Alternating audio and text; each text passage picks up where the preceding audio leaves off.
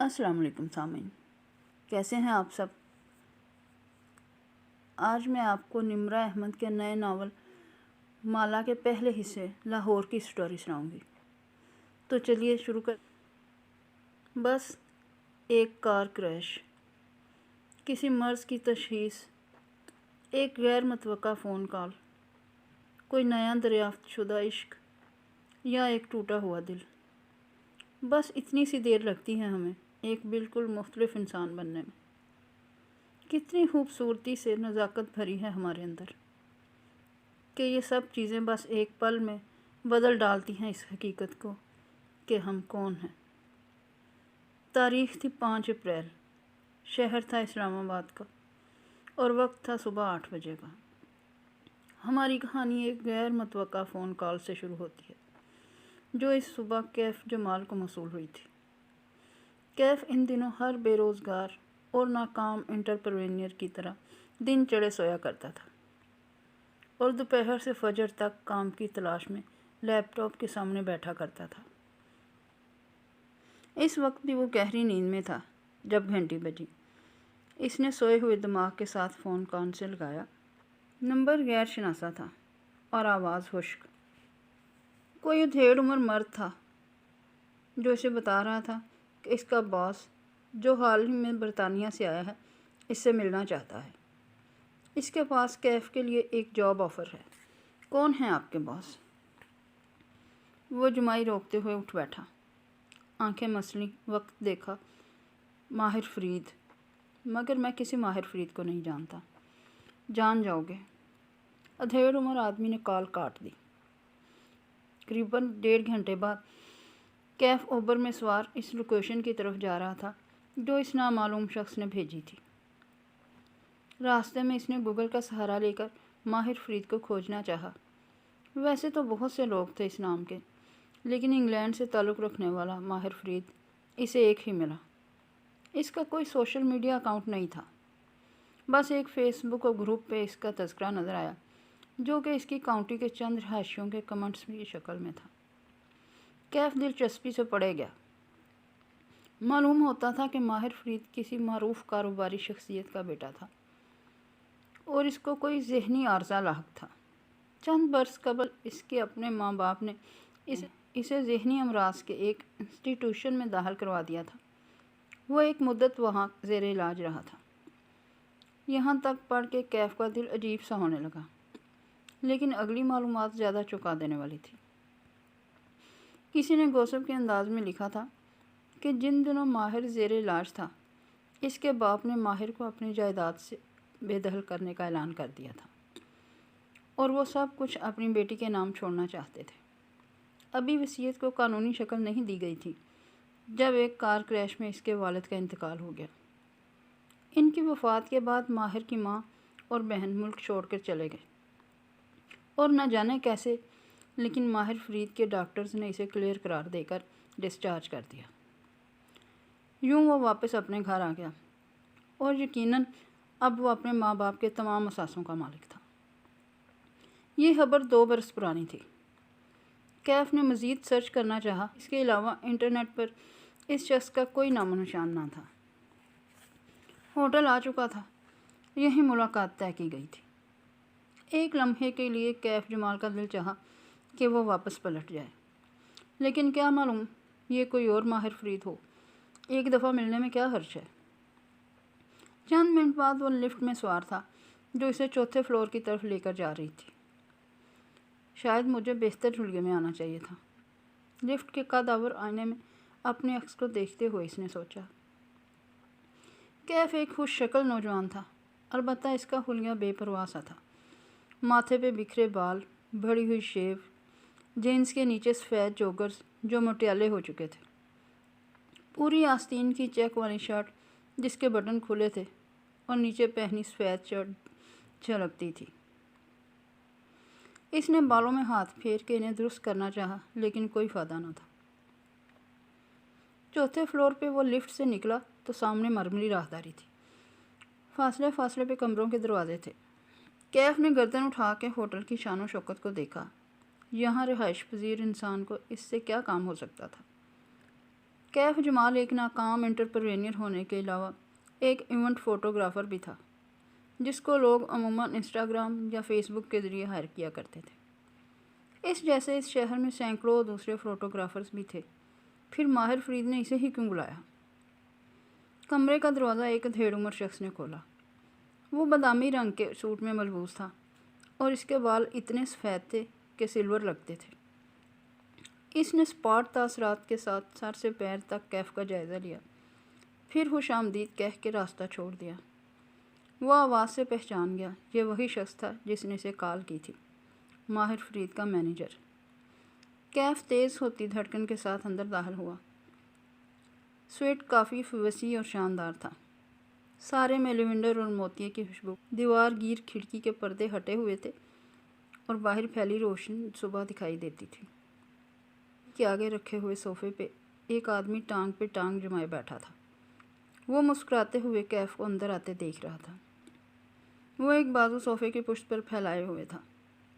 پیچھے سے آتی روشنی میں اس کے کف لنکس چمک رہے تھے۔ وہ اس کی توقع سے زیادہ جوان اور وجیح تھا۔ کلین شیو چہرہ، جیل سے سیٹ بال اور پرکشش آنکھیں۔ نہ چاہتے ہوئے بھی کیف کا دل مربوبیت سے بھر گیا۔ اس نے جس طرح کے شخص کا خاکہ ذہن میں بنایا تھا، یہ آدمی اس سے کہیں مختلف اور شاندار تھا۔ آؤ کیف، میں تمہارا ہی انتظار کر رہا تھا۔ بے تکلفی سے مسکرا کر ماہر فرید نے خالی صوفے کی طرف اشارہ کیا۔ ٹانگ پہ ٹانگ جما کے بیٹھنے سے ماہر کا ایک بوٹ فضا میں تھا۔ اس بوٹ کی سیاہ چمکیلی سطح پہ کیف کا عکس نظر آ رہا تھا۔ آپ یقیناً ماہر فرید ہیں، وہ سنجیدگی سے کہتے ہوئے بیٹھا۔ دونوں کے درمیان شیشے کی میز تھی جس پر لیدر کور والی بھوری ڈائری رکھی تھی۔ کچھ تھا اس کمرے کی فضا میں جو اعصاب پر سوار ہوتا تھا۔ لیونڈر اور موتی کی خوشبو اب محسوس نہیں ہو رہی تھی۔ خاموش کمرے میں واحد آواز ماہر فرید کے ناخنوں سے آ رہی تھی، جنہیں وہ صوفے کے ہاتھ سے عادتاً رگڑ رہا تھا۔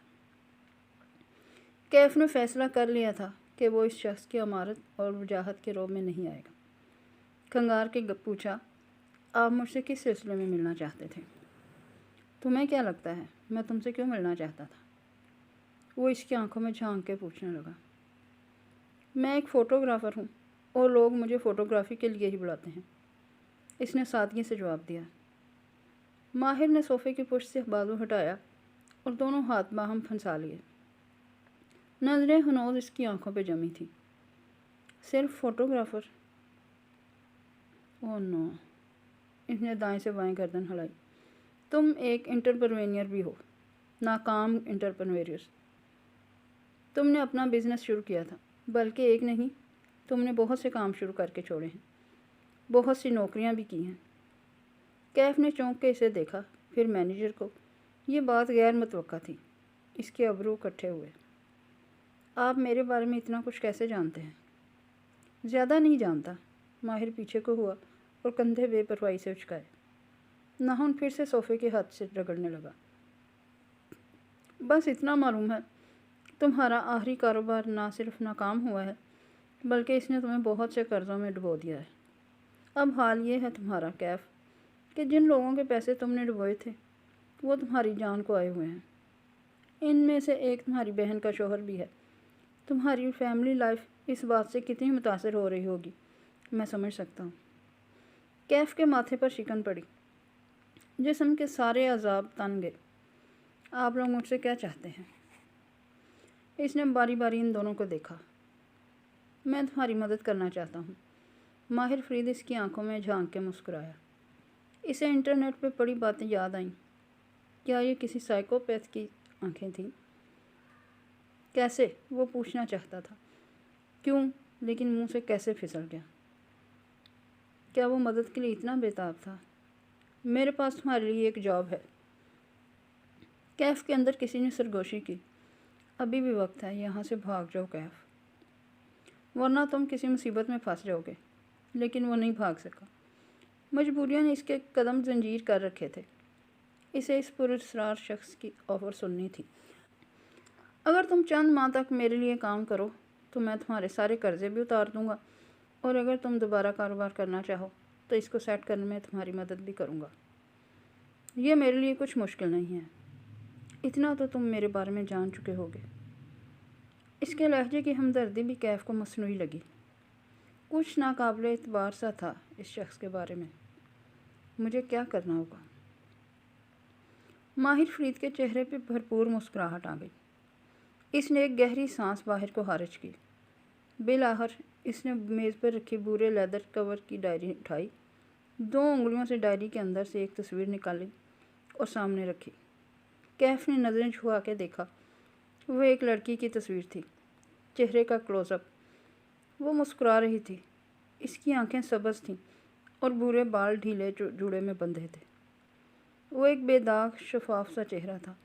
ایسے چہرے انسان ہر روز نہیں دیکھتا۔ تم اس لڑکی کو جانتے ہو؟ کیف نے نفی میں سر ہلایا۔ یہ تمہاری کزن سفورہ کی دوست ہے۔ کیف نے الجھ کے اسے دیکھا۔ سفورہ اس کی امیر سیکنڈ کزن تھی۔ مہینوں بعد اس سے ملاقات ہوا کرتی اور اس میں بھی سفورہ اس کو اسٹیبلش ہونے کے لیکچرز دیتی تھی۔ تنگ آ کے اس نے سفورہ کی فیملی سے ملنا ہی چھوڑ دیا تھا۔ سفورہ نے اپنی اس دوست کو 2-3 دفعہ سیکورٹی گارڈ رکھوا کے دیے ہیں، لیکن اس لڑکی کے پاس زیادہ دن تک کوئی گارڈ نہیں ٹکا۔ 6 ہفتے اس نے پھر سے سفورہ سے کوئی قابل بھروسہ گارڈ ڈھونڈنے کے لیے کہا ہے۔ سفید بالوں والا مینیجر اس دوران باری باری ان دونوں کو دیکھ رہا تھا، جیسے ٹینس کے میچ میں گیند کا نظروں سے تعاقب کر رہا ہو۔ اوکے، کیف ابھی تک سمجھ نہیں پا رہا تھا۔ کیف، تم اپنی کزن سفورہ سے کہو گے کہ وہ اس لڑکی سے تمہاری سفارش کرے اور تمہیں اس کے پاس گارڈ کی جاب دلوا دے۔ ویسے بھی تم نے چند برس پہلے ایک سیکورٹی کمپنی میں 2 ماہ کے لیے کام کیا تھا۔ تمہارے پاس تجربہ بھی ہے اور تمہیں ضرورت بھی ہے۔ مجھے امید ہے سفورہ تمہیں انکار نہیں کرے گی۔ تصویر رکھی اور مسکرا کے کندھے جھکائے۔ بس اتنا سا کام ہے۔ بالآخر معاملہ کیف کی سمجھ میں آنے لگا۔ آپ چاہتے کیا ہیں؟ یہ کہ میں سفورہ کی دوست کا گارڈ بن جاؤں، اس کا اعتماد حاصل کروں، مگر کیوں؟ ماہر فرید کی مسکراہٹ غائب ہوئی، چہرے پہ سختی دار آئی۔ ایسے کاموں میں کیوں نہیں پوچھتے، کام کی قیمت پوچھتے ہیں۔ ابرو اٹھا کے سرد لہجے میں تنبیہ کی۔ چند لمحے کے لیے سٹنگ روم میں سناٹا چھا گیا۔ ساری خوشبوئیں مر گئیں۔ اب صرف ایک احساس یرغمالی تھا۔ دیکھیں، وہ قدرے دھیمے لہجے میں بولا، مجھے اتنا تو بتائیں کہ مجھے اس کے پاس جاب کر کے کرنا کیا ہے؟ میرا مقصد کیا ہوگا؟ میں کوئی برا انسان نہیں ہوں۔ ٹھیک ہے، میرے مسئلے ہیں، لیکن میں کچھ غلط نہیں کرنا چاہتا۔ ماہر فرید نے بدمزہ ہو کے مینیجر کو دیکھا۔ بہت بولتا ہے۔ مینیجر نے ہلکے سے شانے اچکا دیے، پھر کوٹ کی جیب سے ایک پرچی نکال کے کیف کے سامنے رکھی۔ اس پہ ایک رقم درج تھی۔ کیف نے رقم کے ہندسے پڑھے، پھر صفر گنے، 1 بار، 2 بار۔ اس کی آنکھیں تعجب سے پھیلیں۔ نظریں اٹھا کے ماہر کو دیکھا۔ بدلے میں آپ کیا چاہتے ہیں؟ اتنے پیسے کوئی نیک کام کے لیے تو نہیں دیا کرتا، وہ سپاٹ سے انداز میں بولا۔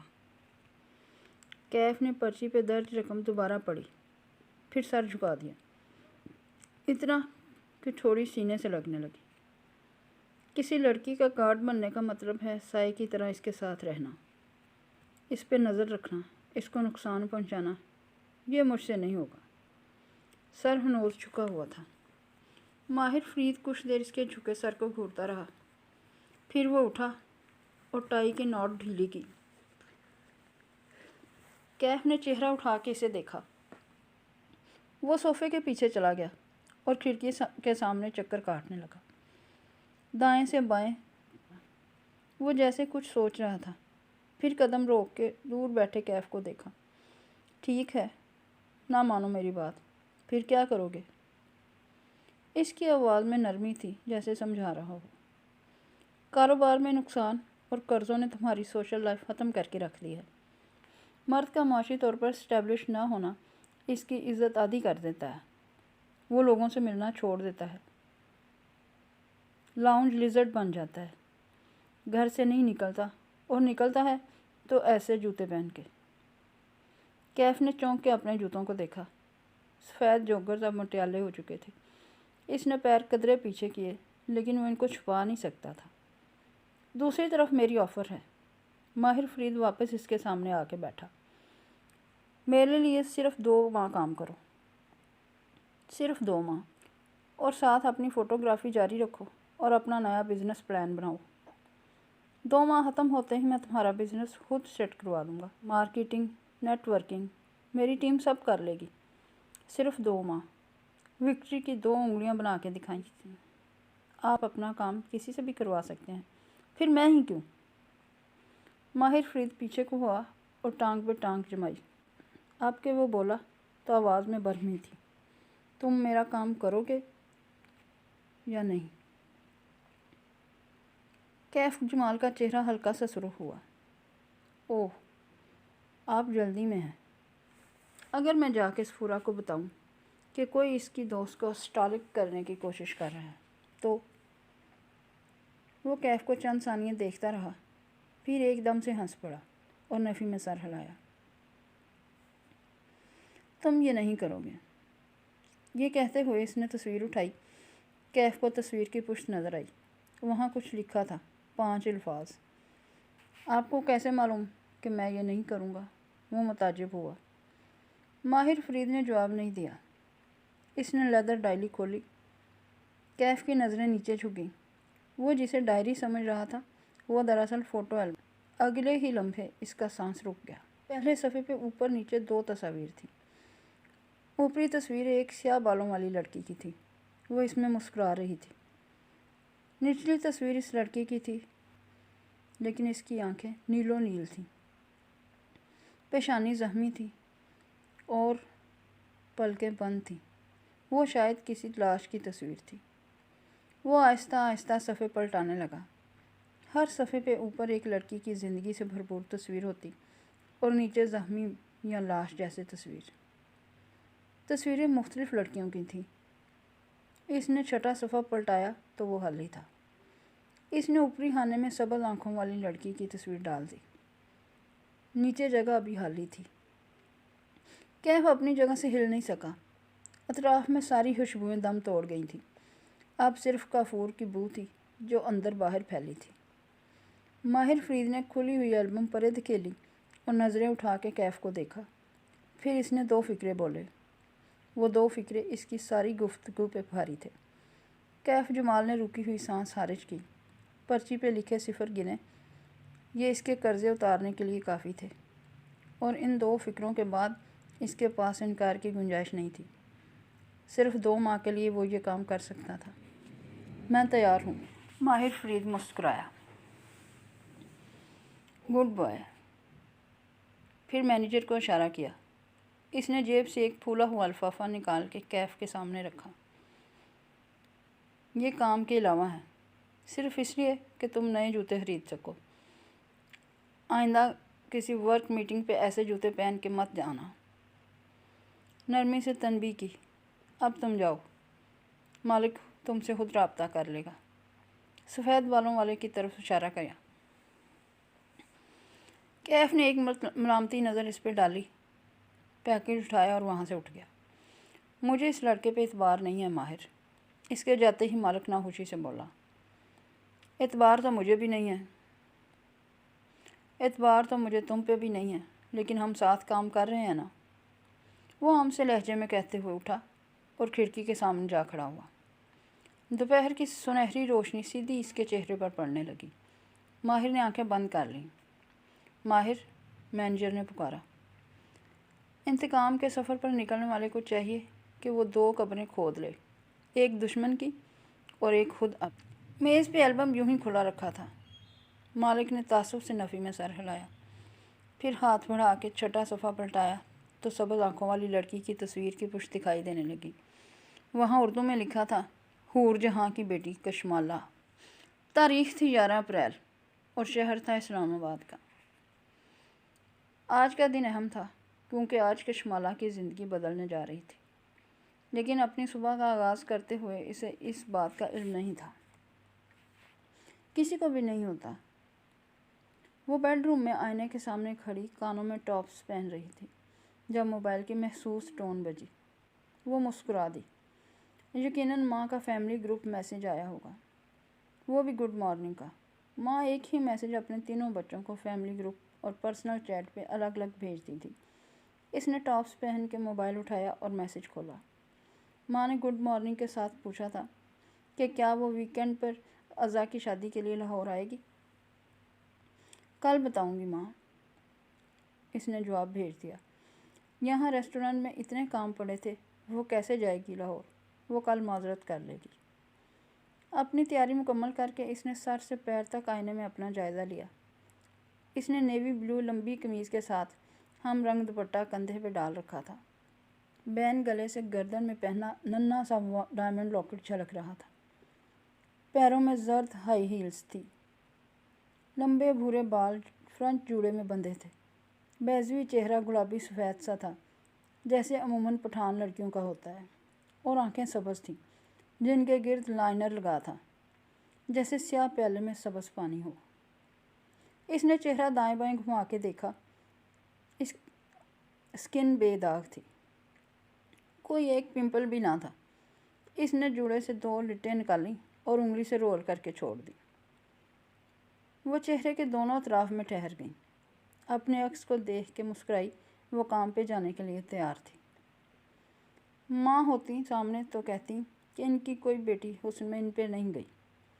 کہاں اپنے زمانے کی حسین ترین حور جہاں، اور کہاں ماں بینا اور کشمالہ۔ ایک تو ماں کی ججمنٹل آواز ہمیشہ ذہن کے پس منظر میں گونجتی رہتی، چاہے سارا زمانہ کہے کہ ماہی اور مالا، ماں بینا اور کشمالہ جیسا حسین کوئی نہ تھا۔ ماں نے نہیں مانا تھا۔ وہ ماں کو یاد کر کے زیر لب مسکراتی ہوئی کھڑکی تک آئی۔ کھڑکی میں 3 ننھے گملے رکھے تھے، ان میں سٹیپلیا، بیگونیا اور ہیورتھیا اگے تھے۔ کشمالہ نے چہرہ ان کی سطح تک جھکا کے دیکھا۔ باقی دونوں کی نئی گروتھ نظر آ رہی تھی، مگر ہیورتھیا کے پتے بھورے ہو رہے تھے۔ شاید روشنی اس کے لیے تیز تھی۔ اس نے پودے کو ذرا پیچھے کر دیا۔ وہ باہر جانے کے لیے لانج میں آئی۔ کونے میں رکھی ورک ٹیبل سے زرد ہینڈ بیگ اور لیپ ٹاپ اٹھایا، پھر بیرونی دروازے کی طرف بڑھی۔ تبھی نگاہ میں کچھ کھٹکا۔ کشمالہ کے قدم زنجیر ہوئے۔ گردن دھیرے سے دائیں طرف موڑی۔ دیوار گرد بک شیلف میں ایک موٹی سی کتاب کی جگہ خالی تھی۔ کشمالہ کی نگاہوں نے نیچے میز تک کا سفر کیا۔ وہاں ایک دبیز ڈکشنری رکھی تھی۔ یہ شیلف سے نیچے کیسے آئی؟ اس نے چونک کے ٹیرس کے دروازے کو دیکھا، وہ بند تھا۔ کھڑکیاں بھی اندر سے مقفل تھیں۔ اس نے یاد کرنے کی کوشش کی رات کو جب میں گھر آئی تھی تب یہ کتاب اپنی جگہ پہ تھی یا نہیں، مگر کچھ یاد نہ آیا۔ اس نے سر جھٹکا۔ خیر کوئی بات نہیں۔ سفورہ نے کہا تھا کہ وہ نئے گارڈ کے لیے کسی کو آج بھیج رہی ہے۔ گارڈ آ جائے گا تو یہ مسئلہ نہیں ہوگا۔ اسے ابھی اس معاملے کی فکر نہیں کرنی تھی۔ اسے اپنے نئے بزنس پلان پہ فوکس کرنا تھا۔ اور اس بارے میں سوچتے ہی مالا کے لبوں پر ایکسائٹمنٹ بھری مسکراہٹ بکھر گئی۔ وہ بیرونی زینے اترتے ہوئے نیچے آئی۔ وہ ماموں کے گھر کی بالائی منزل پہ بطور پیئنگ گیسٹ رہتی تھی۔ ماموں موانی اور ان کی فیملی نیچے رہتے تھے۔ دونوں کی ملاقات ہفتوں بعد ہوا کرتی تھی۔ باہر ہوا ٹھنڈی تھی اور آسمان پہ سیاہ بادل تھے۔ آج خوب بارش برسنی تھی۔ کچن کے جالی دار دروازے سے ناشتے کی مہک پورچ تک آ رہی تھی۔ وہ دروازے پہ رکی اور جالی سے اندر جھانکا۔ نسرین کام کرتی دکھائی دے رہی تھی۔ نسرین، کل میرے پورشن میں کوئی آیا تھا؟ نہیں باجی، کوثر تو چھٹی پہ ہے 2 دن سے۔ اس نے صفائی والی لڑکی کا نام لیا۔ کشمالہ پورچ کی طرف بڑھ گئی۔ البتہ اس کی سوچتی نظروں نے گیٹ اور لان کا جائزہ ضرور لیا تھا۔ کون تھا جو اس کی غیر موجودگی میں اس کے پورشن میں آتا تھا؟ بلکہ نہیں، اسے ابھی اس بارے میں نہیں سوچنا تھا۔ اسے آج ظہیر کو اپنے نئے بزنس پلان پر کی پریزنٹیشن دینی تھی۔ اسے اپنی توانائی برقرار رکھنی تھی۔ ظہیر اس کا کلاس فیلو تھا۔ دونوں نے لاہور میں ایک ساتھ گریجویٹ کیا تھا۔ پھر ظہیر اسلام آباد واپس آ گیا۔ کشمالہ کے پاس آئیڈیاز تھے اور ہمیشہ ہی ہوتے تھے، اور ظہیر کے پاس سرمایہ تھا جو کشمالہ کے پاس نہیں تھا۔ ابا بچپن میں ہی کہیں اللہ کو پیارے ہو گئے تھے۔ سعودیہ میں جاب کرتے تھے۔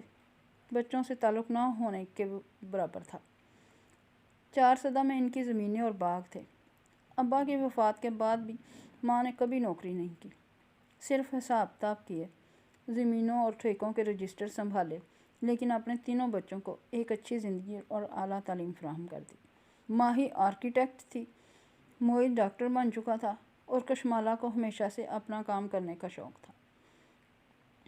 لیکن 5 سال پہلے جب اس نے اپنا کام شروع کرنے کا سوچا تو اس کے پاس سرمایہ نہیں تھا۔ ان دنوں ماں کو مابینہ یعنی ماہی کی شادی کرنی تھی۔ گو کہ ماہی اس سے چھوٹی تھی، لیکن اس کی عباد سے منگنی برسوں سے طے تھی۔ عباد ان کی سگی خالہ کا بیٹا تھا۔ کشمالہ ان حالات میں ماں پہ بوجھ نہیں ڈال سکتی تھی، سو اس کو ظہیر کی انویسٹمنٹ کی ضرورت تھی۔ یوں 5 برس پہلے ظہیر اور اس نے مل کے ایک بزنس کی بنیاد رکھی۔ ظہیر کی انویسٹمنٹ اور مالا کے آئیڈیاز اور محنت اس وقت جو ناممکن لگتا تھا وہ 5 برس بعد شہر کے معروف اور ایلیٹ ریسٹورنٹس میں شمار ہونے لگا تھا۔ اوشن ریسٹورنٹ کے لیے اس نے 5 برس پہلے لاہور چھوڑ دیا تھا۔ ماں اس فیصلے سے خوش نہیں تھی، لیکن انہوں نے کبھی منع نہیں کیا، ہمیشہ ساتھ دیا۔ موہت میڈیکل پڑھ رہا تھا اور ماں کے ساتھ ہوتا تھا۔ پھر ماہی اور بات بھی اسی کالونی میں رہتے تھے، یوں ماں کو اس کی ضرورت نہ تھی۔ 1 سال پہلے عباد کی کینیڈا میں جاب لگ گئی تھی۔ پہلے وہ گیا اور پھر 6 ماہ بعد ماہی کینیڈا چلی گئی۔ ماں کے پاس صرف موہت تھا جو سرجری میں ٹریننگ کر رہا تھا۔ ایک احساس ہوتا تھا کہ ماں قدرے اکیلی ہو گئی ہوگی۔ وہ سوچتی بھی تھی کہ ہر دوسرے ویکینڈ پر لاہور جایا کرے گی، لیکن لاہور جاتے جاتے اسے 1 ڈیڑھ ماہ گزر جایا کرتا تھا، اور اب وہ اوشن کے لیے ایک نئے بزنس پلان پہ کام کرنے جا رہی تھی۔ اب تو شاید وہ 6 ماہ بعد لاہور جا سکے گی۔ یہ نیا آئیڈیا اسے چند ہفتے قبل آیا تھا۔ اوشن کے پیچھے کچھ جگہ خالی تھی جو ظہیر کی ملکیت تھی۔ پلان یہ تھا کہ وہ دونوں مل کے وہاں ایک بیکری بنائیں، لیکن وہ ایک منفرد طرز کی بیکری ہوگی، اور اس دفعہ کشمالہ خود بھی انویسٹ کرے گی۔ اس نے ابھی ظہیر کو اس بارے میں نہیں بتایا تھا۔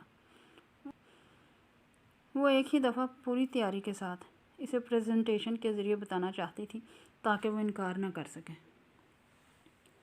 ڈرائیو کرتے ہوئے وہ مسلسل مسکرا رہی تھی۔ دفتر موبائل کی گھنٹی بجنے لگی۔ وہ جانتی تھی اس وقت کس کی ویڈیو کال آ سکتی تھی۔ اس نے ہولڈر میں لگے فون کو بٹن دبایا۔ اسکرین پہ ویڈیو کال روشن ہو گئی۔ کیسی ہو ماہی؟ ہمیشہ کی طرح خوبصورت، ماہی کی چہکتی ہوئی آواز سنائی دی۔ مالا نے اسٹیئرنگ گھماتے ہوئے مسکرا کے موبائل اسکرین کو دیکھا۔ وہاں ماہی نظر آ رہی تھی۔ کینیڈا میں اس وقت رات تھی۔ ماہی کچن کاؤنٹر کے پیچھے کھڑی جوسر کے جگ سے جوس گلاس میں انڈیل رہی تھی۔ گوری رنگت، گلابی گال اور بری آنکھوں والی ماہی ایک کیوٹ سی پٹھان لڑکی تھی۔ بال چھوٹے اور باب سٹائل میں کٹے تھے، ایک طرف سے کان کے پیچھے اڑسے ہوئے اور دوسری طرف گال پہ آگے کو گرتے ہوئے۔ یہ ماہی کا سگنیچر ہیئر کٹ تھا جس کو وہ کبھی نہیں بدلتی تھی۔ تم نے ظہیر کو اپنا بزنس پلان دکھانا تھا نا آج، سوچا تمہیں وش کر دوں، ماہی جگ سے گلاس میں جوس انڈیلتے ہوئے کہہ رہی تھی۔ تھینک یو ماہی، اور تم ٹھیک ہو، اپنا خیال رکھتی ہو نا؟ مجھے چھوڑو، ظہیر کا بتاؤ، وہ مان جائے گا نا؟ ماہی کچن سٹول پہ بیٹھی، کوہنیاں کاؤنٹر پہ رکھیں اور جوس کا گلاس کوہنیوں کے درمیان رکھا، پھر سٹرا ہونٹوں کے بیچ ڈال کے گھونٹ بھرا۔ وہ بزنس مین ہے، اتنے اچھے آئیڈیا کو نہ نہیں کہے گا۔ تم نا ظہیر پہ زیادہ ہی ٹرسٹ کرتی ہو۔ سٹرا ہٹا کے اس نے خفگی سے کہا۔ آنکھیں شکی انداز میں چھوٹی ہوئیں۔ وہ دل کا شیخ ہے، میں بتا رہی ہوں، وہ تمہیں انویسٹ نہیں کرنے دے گا۔ سارا پرافٹ اور کنٹرول اسے خود چاہیے۔ کشمالہ ڈرائیو کرتے ہوئے مسکرا دی۔ کیوں اتنا شک کرتی ہو لوگوں پر؟ تم جو بھی کہو، لیکن ماہی کی ججمنٹ کبھی غلط نہیں ہوتی۔ فخر سے کالر جھٹکا۔ کشمالہ مسکرا دی۔ ماہی ایسی ہی تھی، ماں کے مطابق ان کی سب سے زیادہ سمجھدار اولاد، اور مالا کے مطابق سب سے زیادہ شک کرنے والی۔ وحید اس کے برعکس تھی، سب پہ بھروسہ کرنے والی، لوگوں کو چانس دینے والی، اسی لیے اسے امید تھی ظہیر مان جائے گا۔ مالا، ماہی کہتے کہتے رکی۔ کشمالہ اپنی بہن کو اتنے اچھے سے جانتی تھی کہ اسے معلوم تھا وہ اب کیا بات کرے گی۔ پھر تو کچھ نہیں ہوا نا؟ نہیں، اب میں چلتی ہوں، اوشن آ گیا ہے۔ نے کتاب کی اپنی جگہ پہ نہ ہونے والی بات گول کر دی۔ کم از کم اس وقت وہ ماہی کا لیکچر نہیں سن سکتی تھی۔ اوشن نامی ریسٹورنٹ نیلے اور سفید رنگوں میں استوار کیا گیا تھا۔ برآمدے کی میزیں لوگوں سے پر تھیں۔ گفتگو، کہکے، ناشتہ اور کافی کی مہک۔ اندر کا حال بھی تقریباً بھرا ہوا تھا۔ ہر روز کی طرح اس کے آتے ہی ادھر ادھر جاتے عملے نے اسے جہاں دیکھا وہیں رک کے سلام کیا۔ بارش آنے والی ہے، مزید مہمانوں کو لان میں مت بٹھاؤ۔ گزرتے ہوئے اس نے کسی کو روکا اور 15-20 منٹ تک جو بھی لان میں بیٹھا ہو اس کو بہت ادب کے ساتھ برآمدے میں موو ہونے کے لیے کہہ دو۔ پھر ایک ویٹر کو روکا، 2 انگلیوں سے قریب آنے کی ہدایت دی۔ وہ مؤدب سا چلا آیا۔ اس کٹلری کو یہاں سے ہٹاؤ۔ تحکم سے ایک میز کی طرف اشارہ کیا۔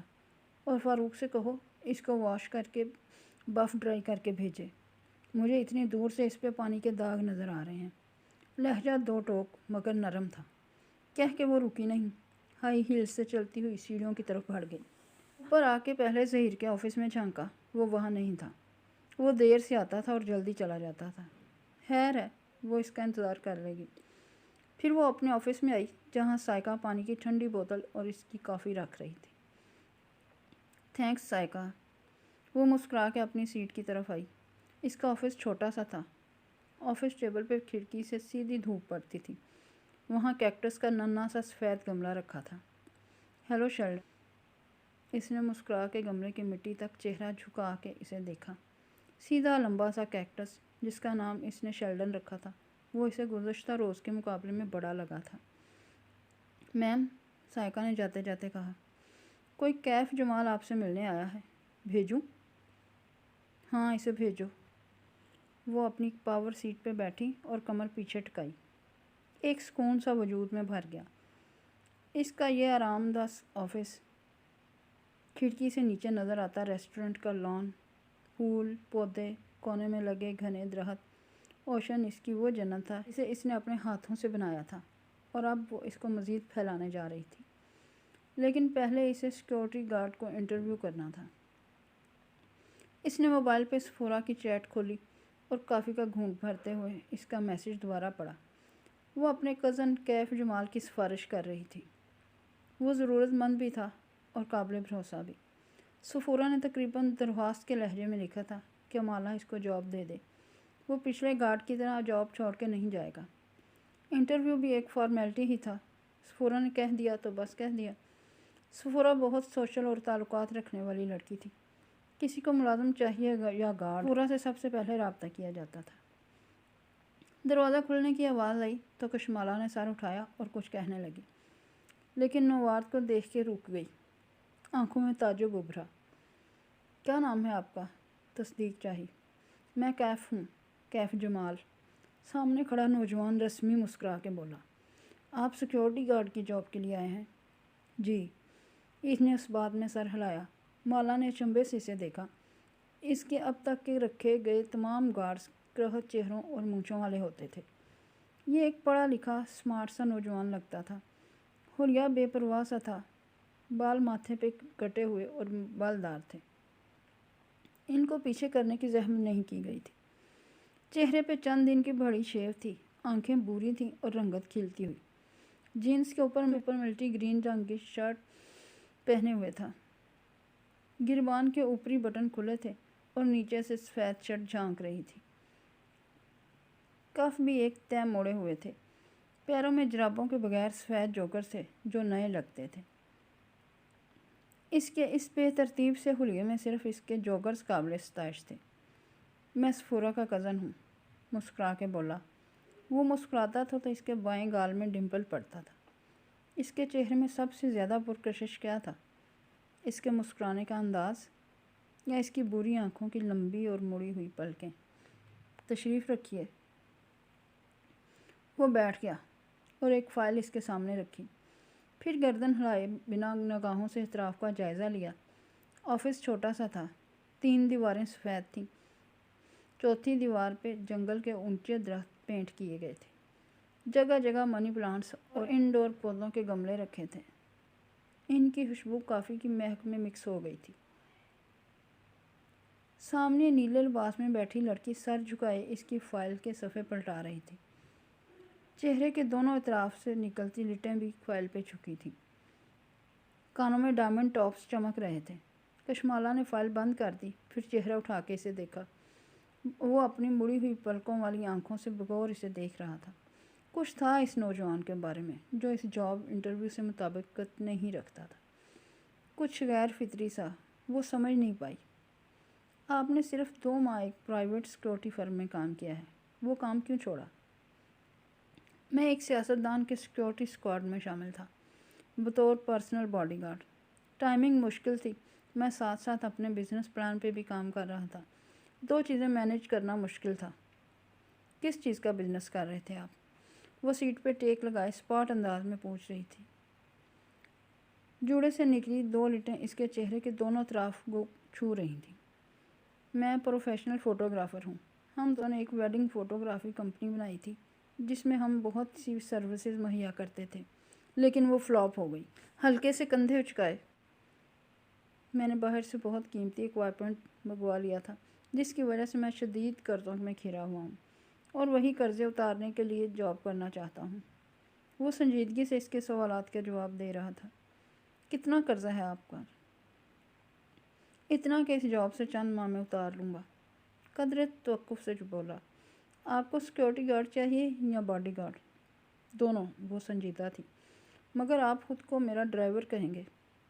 صبح مجھے ریسٹورنٹ ڈراپ کریں گے، شام کو یہاں سے پک کریں گے اور رات میرے گھر ڈیوٹی دیں گے۔ جب تک میں ریسٹورنٹ میں ہوتی ہوں مجھے آپ کی ضرورت نہیں، آپ گھر جا کے آرام یا کام وغیرہ کر سکتے ہیں۔ مجھے خود کو ڈرائیور کہنا ہے۔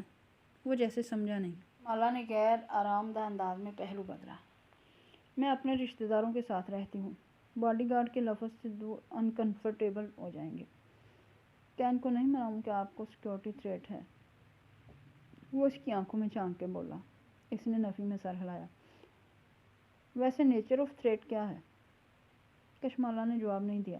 وہ گردن موڑ کے کھڑکی کے باہر دیکھنے لگی۔ آسمان اندھیرا ہوتا جا رہا تھا۔ وقفے وقفے سے بادل گرج رہے تھے۔ کیف نے کھنگار کے وضاحت کرنی چاہی۔ نیچر آف تھریٹ یعنی؟ مجھے معلوم ہے نیچر آف تھریٹ کیا ہوتا ہے، مگر میں ابھی اس بارے میں بتانا ضروری نہیں سمجھتی۔ حفاظت کرنے کے لیے یہ ضروری ہے کہ مجھے خطرے کی نوعیت کا علم ہو، اور اگر علم نہ ہو تو؟ اس نے سبز آنکھیں گھما کے کیف کو دیکھا۔ کیف نے گہری سانس لے کر ہلکے سے کندھے اچھائے۔ میں تب بھی آپ کی حفاظت کروں گا۔ میں نے سفورہ سے وعدہ کیا ہے۔ میں اپنی جاب میں بہت اچھا ہوں، آپ بے فکر رہیں۔ وہ ہلکا سا مسکرایا۔ وہ واقعی اس کے گزشتہ گارڈ سے مختلف تھا، لیکن اچھا تھا۔ اس کے بات کرنے کے انداز میں ایک احساس تحفظ تھا۔ اس کے تنے اعصاب ڈھیلے پڑنے لگے۔ مجھے لگتا ہے میرا کوئی پیچھا کر رہا ہے۔ وہ بولی تھی، اس کی آواز ہلکی تھی۔ اس نے بھروسہ کرنے کا فیصلہ کر لیا تھا۔ آخر وہ سفورہ کا کزن تھا۔ صرف لگتا ہے یا کسی کو دیکھا بھی ہے؟ وہ چونکا۔ دیکھا نہیں ہے، لیکن وہ ثبوت چھوڑ جاتا ہے۔ وہ میرے گھر میں داخل ہوتا ہے اور چیزیں چھیڑ کے چلا جاتا ہے۔ CCTV میں نظر نہیں آیا؟ کشمالہ نے نفی میں سر ہلایا۔ ممانی ان کے خلاف ہیں۔ صرف گیٹ پہ CCTV لگا ہوا ہے، باقی گھر میں وہ لگوانے نہیں دیتی۔ ان کی پرائیویسی ڈسٹرب ہوتی ہے۔ آپ نے خفیہ کیمرے لگوانے کا نہیں سوچا؟ مجھے یہ اچھا نہیں لگتا کہ میں کسی کے ساتھ رہوں اور اس کے پیٹھ پیچھے چھپ کے کچھ ایسا کروں جو اس کو نہیں پسند، اور میں نہیں چاہتی کہ انہیں معلوم ہو کہ مجھے کوئی مسئلہ ہے۔ خاندان میں باتیں ہوں گی۔ آپ کی کسی سے دشمنی ہے؟ وہ سوچتے ہوئے پوچھ رہا تھا۔ وہ اداسی سے مسکرا دی۔ میں ایک انتہائی بے ضرر انسان ہوں کیف۔ میں صرف کام کرتی ہوں اور کچھ نہیں۔ کسی کو مجھ سے کیا مسئلہ ہو سکتا ہے؟ وہ خاموشی سے اسے دیکھے گیا۔ ذہن کے پردے پہ وہ فوٹو البم آ گیا اور چھٹے صفحے پہ رکھی تصویر۔ آپ کو خود کیا لگتا ہے؟ کوئی آپ کے پیچھے کیوں پڑا ہوا ہے؟ کشمالہ نے کندھے اچھائے۔ شاید مجھے مارنے کے لیے، لیکن ابھی تک مارا نہیں ہے۔ وہ اس کی بات پہ چونکی۔ ہاں۔ کیف اپنی جگہ سے اٹھا اور ہاتھ بڑھا کے کھڑکی کے پٹ کھول دیے۔ پھر باہر کی طرف اشارہ کیا۔ آپ روز اس کھڑکی میں بیٹھ کے کام کرتی ہیں۔ سامنے ایک کمرشل مارکیٹ ہے، اس کی کسی بھی عمارت کی کھڑکی سے آپ کو شوٹ کرنا بہت آسان ہے۔ اگر میں ہوتا تو اس سرمائی عمارت کا انتخاب کرتا۔ اشارہ کر کے ایک عمارت دکھائی۔ آپ وقت کی پابند ہیں، ہلکی سی مسکراہٹ کے ساتھ کھڑے کھڑے بات جاری رکھی۔ روز فکس ٹائم پہ ریسٹورنٹ پہنچتی ہیں، یہ مجھے اسٹاف نے بتایا ہے۔ کوئی آپ کا تعاقب 2 دن تک کر لے تو اسے معلوم ہوگا کہ آپ کب اور کہاں ہوتی ہیں۔ راستے میں کہیں بھی آپ کو شوٹ کیا جا سکتا ہے۔ پھر اس نے میز پہ رکھی کافی کا مگ اٹھایا۔ کپ میں 2 گھونٹ بچے ہوئے تھے۔ کپ نیچے سے پکڑ کے اونچا کیا۔ یہاں کسی بھی ویٹر یا اسٹاف کو چند پیسے دے کر آپ کی کافی میں کچھ ملایا جا سکتا ہے۔ ویسے میں ہوتا تو کافی میں زہر نہ ملاتا، کیونکہ آپ آخری گھونٹ بچانے کے عادی ہیں۔ میں یہاں زہر لگاتا۔ اس نے انگلی سے کپ کے دہانے کی طرف اشارہ کیا، جہاں اس کی لپسٹک کا نشان لگا تھا۔ پھر کپ رکھا اور کرسی پہ واپس بیٹھا۔ آپ کو مارنا بہت آسان ہے۔ میرا نہیں خیال وہ آپ کو مارنا چاہتا ہے۔ وہ بس اس کو دیکھ رہی تھی، بنا پلک جھپکے۔ اس کے تاثرات دیکھ کے کیف کو انگارا۔ میں صرف بتا رہا تھا، تھیوری میں۔ کشمالہ نے جھرجھری لے کر سر جھٹکا۔ اوف، پھر کیا میں ہائر کر لیا گیا ہوں؟ ہائر ہونے کا فیصلہ آپ خود کریں گے۔ میرے پاس گارڈ زیادہ دیر نہیں رہتے، اس لیے میں ہر آنے والے کو رکھ لیتی ہوں۔ کچھ دن بعد یا آپ جاب چھوڑ جائیں گے یا موجود رہیں گے۔ وہ اس کی آنکھوں میں دیکھ کے ٹھہر ٹھہر کے کہہ رہی تھی، لیکن ایک بات یاد رکھیں، میں کسی کو کام میں کوتاہی کی وجہ سے کبھی فائر نہیں کرتی۔ میں لوگوں کو چانس دیتی ہوں، کام سکھاتی ہوں، لیکن اگر وہ مجھ سے جھوٹ بولیں، میری پیٹھ پیچھے مجھ سے چھپا کے کچھ کریں یا کسی بھی طرح مجھے دھوکہ دیں، تو میں ان کو اپنے کام اور زندگی سے بالکل الگ کر دیتی ہوں۔ اس کے بعد وہ جتنی معافی مانگ لے، میں انہیں واپس نہیں لیتی۔ اس نے دیکھا کیف کے چہرے پہ ایک سایہ سا گزرا تھا، لیکن بظاہر وہ مسکراتا رہا۔ یعنی آپ کو ناراض کرنا بہت مشکل ہے، لیکن ایک دفعہ ناراض ہو جائیں تو منانا مشکل ہے۔ مشکل نہیں، ناممکن ہے۔ وہ ہلکا سا مسکرا دی۔ کیف نے بظاہر مسکراتے ہوئے تھوک نکلا۔ یہ وہ وقت تھا جب وہ اسے بتا سکتا تھا کہ وہ وہاں کیوں آیا ہے۔ وہ اسے بتا سکتا تھا کہ کسی کے پاس اس کی تصویر ہے، کوئی اسے نقصان پہنچانا چاہتا ہے، اور یہ کہ اسے اندازہ ہے کہ کون اس کا پیچھا کر رہا ہے۔ لیکن وہ جانتا تھا کہ وہ اس کا یقین نہیں کرے گی، کوئی بھی اس کا یقین نہیں کرے گا۔ آپ کو مجھ سے کبھی شکایت نہیں ہوگی۔ پھر جیسے یاد آیا، آپ کے گارڈز بار بار جاب کیوں چھوڑ دیتے ہیں؟ آپ جان جائیں گے۔ وہ لیپ ٹاپ اٹھاتے ہوئے اٹھ کھڑی ہوئی، اسے ظہیر سے ملنا تھا۔ وہ دونوں ساتھ ساتھ آفس سے باہر نکلے۔ وہ آگے بڑھ گئی اور وہ وہیں رک کے موبائل کے بٹن دبانے لگا۔ وائٹ ہیئر نام کی ایک چیٹ نکالی۔ اس نے مجھے ہائر کر لیا ہے۔ یہ تو بہت آسان تھا۔ اس کی انگلیاں ٹائپ کر رہی تھیں۔ ظہیر کا آفس ٹیرس کے دوسری جانب تھا۔ درمیان میں چند کرسیاں میزیں رکھی تھیں۔ وہ وہیں بیٹھ گئی اور صفورہ کو کال ملائی۔ میں نے تمہارے کزن کو ہائر کر لیا ہے۔ گردن اٹھا کے آسمان کو دیکھا۔ سیاہ بادل دور دور سے اس کے سر پہ اکٹھے ہو رہے تھے۔ لگتا تھا آج برس برس کے اوشن کو بہا لے جائیں گے۔ گڈ، صفورہ اپنے محسوس انداز میں بولی۔ اچھا سنو، وہ کوئی غلطی کرے تو اس کو ایسے ہی ٹریٹ کرنا جیسے باقی ملازمین کو کرتی ہوں۔ میرا کزن ہونے کا ناجائز فائدہ نہ اٹھانے دینا۔ اس کو بزنس کا شوق ہے، لیکن وہ کبھی ترقی نہیں کرے گا۔ اس کے لیے بھی بہتر ہے کہ وہ تمہارے پاس نوکری کرتا رہے۔ اچھا مالا، سنو، صفورہ نے توقف کیا۔ مالا ابھی تک گردن اٹھائے آسمان کو دیکھ رہی تھی۔ آدھا ریسٹورنٹ اوپن ایئر تھا، بارش ان کے لیے اچھی ثابت نہیں ہونی تھی۔ میں نے سنا ہے ظہیر نے اوشن کو بیچ دیا ہے۔ بجلی زور کی چمکی، عین اس کے سر پہ۔ کیا؟ بادل اتنے زور سے گرجے کہ زمین دہل گئی۔ ایوب بتا رہا تھا کہ ظہیر نے کسی لبنانی فوڈ چین کو اوشن بیچ دیا ہے۔ اس نے تمہیں اعتماد میں نہیں لیا؟ تمہیں کوئی غلط فہمی ہوئی ہوگی۔ ایسا نہیں ہو سکتا۔ وہ ایک دم کھڑی ہوئی۔ اسی پل بارش برسنے لگی، جیسے اوپر سے کسی نے پانی کا تھال الٹ دیا ہو۔ وہ تیز تیز چلتی ظہیر کے آفس میں داخل ہوئی۔ اس کی ہیلز گیلے نشانوں کی قطار اپنے پیچھے چھوڑتی جا رہی تھی۔ ظہیر نے سر اٹھا کے دیکھا۔ مالا کے بال نم تھے اور چہرے پہ پانی کے قطرے تھے۔ آواز اونچی تھی۔ میں کیا سن رہی ہوں؟ ہتھیلیاں میز کے کناروں پہ رکھے وہ بنا پلک چھپکائے اسے دیکھ رہی تھی۔ تم نے اوشن بیچ دیا ہے؟ غصہ نہیں تھا، بے یقینی تھی، حیرت تھی۔ آفس کی کھڑکی کے شیشے پہ تڑ تڑ بوندیں برس رہی تھیں، گویا آسمان سے برستے پتھر ہوں اور ہر پتھر پہ کسی کا نام لکھا ہو۔ ظہیر چند لمحے اسے دیکھتا رہا، پھر گردن موڑ کے کھڑکی کو دیکھنے لگا۔ ہاں، میں نے ایک لبنانی گروپ کے ساتھ ڈیل کی ہے۔ وہ چند لمحے ہل بھی نہیں سکی، نہ پلک چھپکی، نہ سانس لیا۔ اس کے ذہن نے بات کو جذب ہی نہیں کیا تھا۔ تم نے کیا کیا ہے؟ میز سے ہاتھ ہٹائے سیدھی کھڑی ہوئی۔ میرے کچھ ذاتی مسئلے چل رہے ہیں، مجھے پیسے چاہیے تھے۔ سوری، میں تمہیں پہلے نہیں بتا سکا۔ پیچھے دروازہ کھلنے کی آواز آئی، ساتھ ہی شناسہ مردانہ آواز، باس، آپ کا فون باہر گرا ہوا تھا، مسلسل بجے جا رہا ہے۔ کہنے والا خود ہی خاموش ہو گیا، آگے آیا اور میز پہ کشمالہ کا فون رکھ کے واپس چلا گیا۔ تم مجھے بتائے بغیر ایسا کیسے کر سکتے ہو؟ وہ اسی طرح ظہیر کو بے یقینی سے دیکھ رہی تھی۔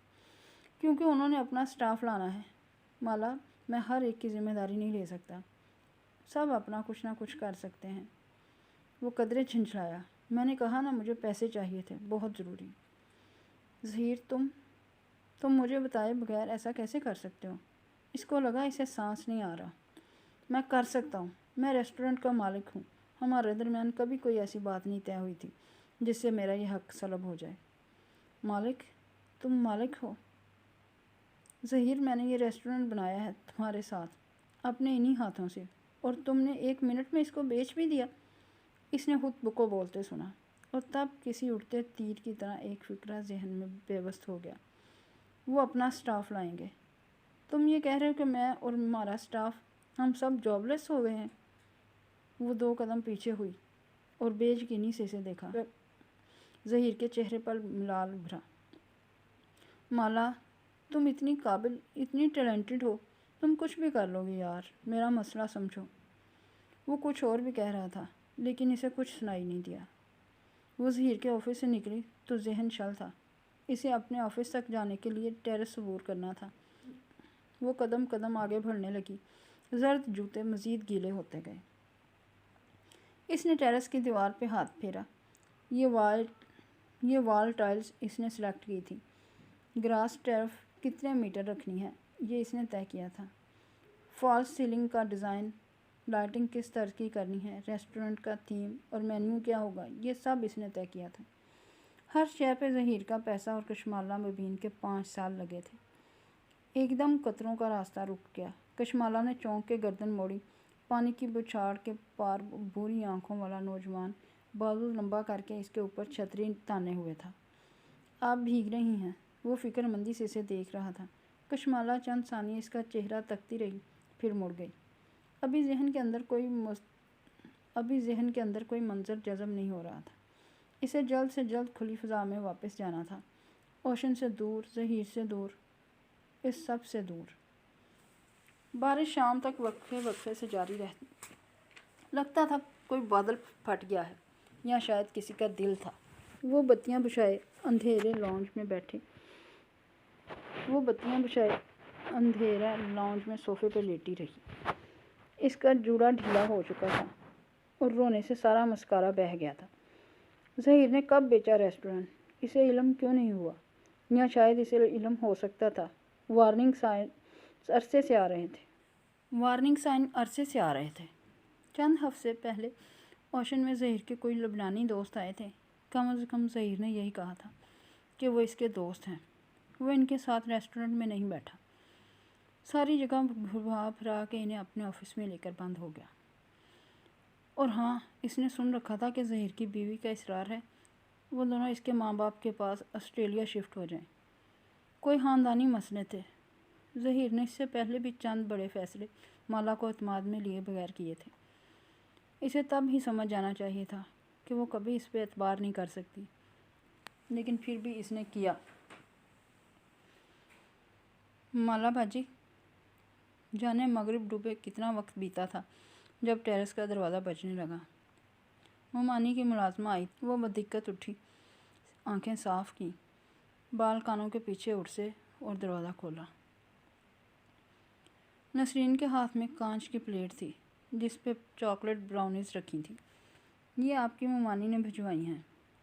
نیچے نگینا آنٹی آئی ہوئی ہیں۔ اور ہاں، آپ کا فون آف ہے۔ آپ کی امی جی کی کال آئی تھی، پریشان تھی، ان کو کال کر لیں۔ جلدی جلدی بتا کے وہ مڑی، پھر واپس پلٹی۔ اور ٹیرس کی لائٹ تو جلا دیں۔ وہ چونکی، اس نے واقعی آج کوئی بتی نہیں جلائی تھی۔ باہر اندھیرا پھیل چکا تھا، وقت کا احساس ہی ختم ہو گیا تھا۔ براؤنز کی پلیٹ اس نے سینٹر ٹیبل پہ رکھی اور خود وضو کرنے چلی گئی۔ قضا نماز ادا کی اور وہیں جائے نماز پہ زمین پہ بیٹھ گئی۔ آنکھوں سے آنسو ٹپ ٹپ پھر سے گرنے لگے۔ میرے ساتھ یہ کیوں ہوا ہے اللہ جی؟ میرے ساتھ یہ کیوں ہوا ہے اللہ تعالیٰ؟ میں لوگوں کے دل نہیں دکھاتی، زکوٰۃ ادا کرتی ہوں، صدقے دیتی ہوں، میں تو چونٹی تک کو نہیں مارتی، پھر بھی میری جاب چلی گئی۔ اتنا دعا کے لیے ہاتھ اٹھائے، لیکن کیا دعا مانگے؟ میں اب کہاں سے شروع کروں دوبارہ؟ اسکوائر ون سے 5 سال میں نے اس شہر میں اوشن کو سیٹ کیا، اپنی ایک سوشل لائف بنائی، اور ایک ہی دن میں سب ملیا میٹ ہو گیا۔ نظریں اندھیر لاؤنج میں بک شیلف تک اٹھیں، اوپر سے پتہ نہیں کون میرے پیچھے پڑا ہوا ہے۔ میں کیا کروں اللہ تعالیٰ؟ وہ واپس صوفے پہ آ بیٹھے، روئی روئی آنکھیں میز پہ رکھی براؤنز پہ جمی تھی۔ صبح تک وہ ایک بہت اچھی جاب کی مالک تھی۔ وہ ایک نیا بزنس پلان کرنے جا رہی تھی۔ اس کے پاس گھر جانے کا وقت بھی نہیں ہوتا تھا۔ زندگی مصروف اور پر امید تھی۔ شام ہونے سے پہلے وہ جاب لیس تھی۔ اس نے کھڑکی سے باہر پھیلے اندھیرے کو دیکھا، اور اس وقت وہ ہمیشہ ریسٹورنٹ میں ہوتی تھی۔ یہ گہما گہمی کا وقت ہوتا تھا، لیکن آج وہ واپس زیرو پہ پہنچ کے گھر بیٹھی تھی۔ وہ میٹھے کی شوقین نہیں تھی۔ یہ الگ بات تھی کہ وہ بیکری بنانا چاہتی تھی، لیکن وہ ان لڑکیوں میں سے نہیں تھی جن کو چاکلیٹ اور آئس کریم خوش کر دیتی ہیں۔ ذرا سا میٹھا کھانے پہ بھی اسے پانی کا گھونٹ بھر کے اس کے ذائقے کو ختم کرنا پڑتا تھا۔ لیکن جہاں آج اتنا سب کچھ غلط ہو چکا تھا، وہاں براؤنز ہی صحیح۔ اس نے ایک ٹکڑا اٹھا لیا اور بائٹ لی۔ میٹھی سی کرواہٹ منہ میں گھل گئی۔ پھر اس نے موبائل آن کیا۔ ماں کے میسیجز آئے ہوئے تھے۔ اس نے کال بیک کی۔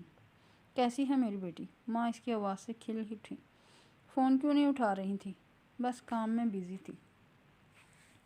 تمہاری ممانی تو کہہ رہی تھی شاید سوئی پڑی ہو، آج بتیاں بھی نہیں جلائیں۔ اف، لاہور تک بتا دیا انہوں نے کہ مالا نے بتی نہیں جلائی۔ میں کام کر رہی تھی ماں، وہ جھنجھلا گئی۔ ماں خاموش ہو گئی۔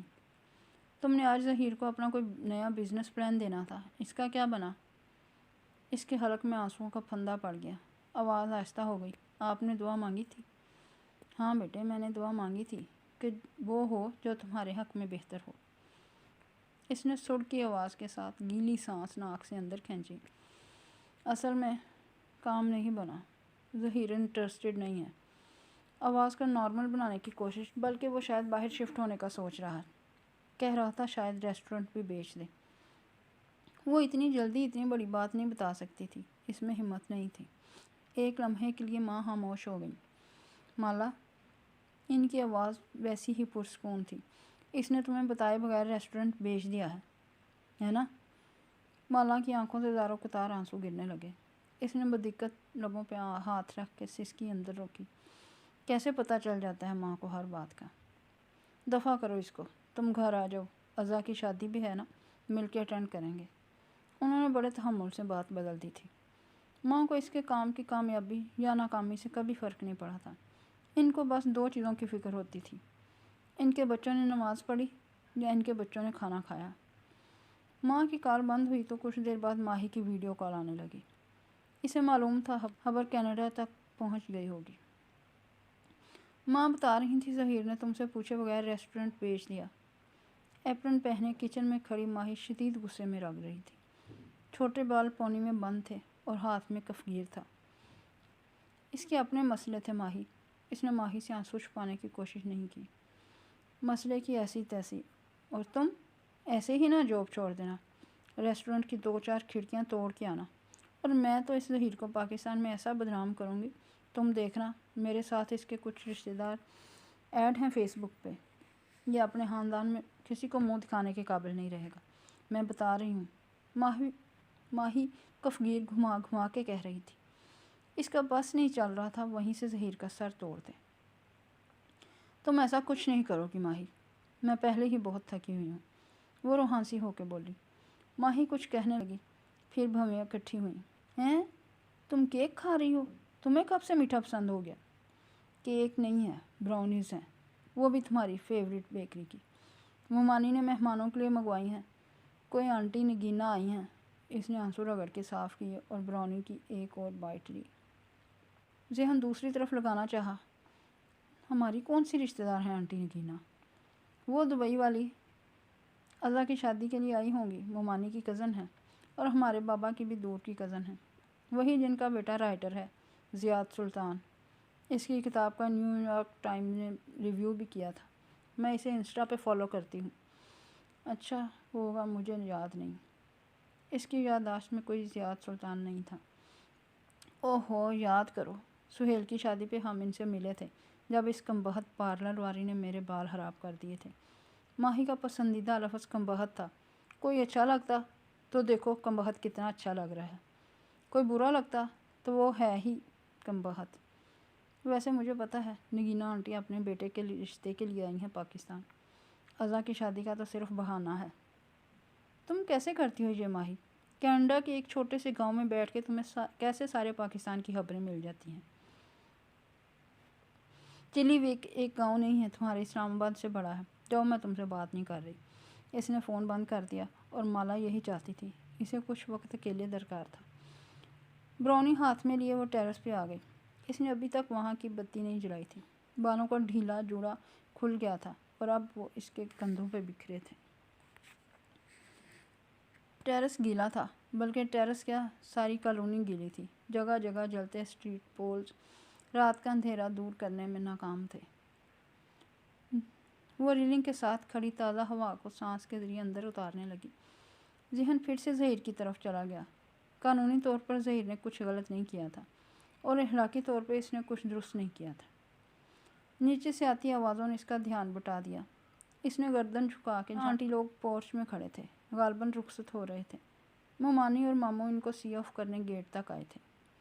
نگینا آنٹی سر پہ سفید دوپٹہ لیے ہوئے تھی، کندھوں پہ شال تھی، باوقار سی لگتی تھی۔ مالا نے بہت عرصے پہلے ان کو دیکھا تھا۔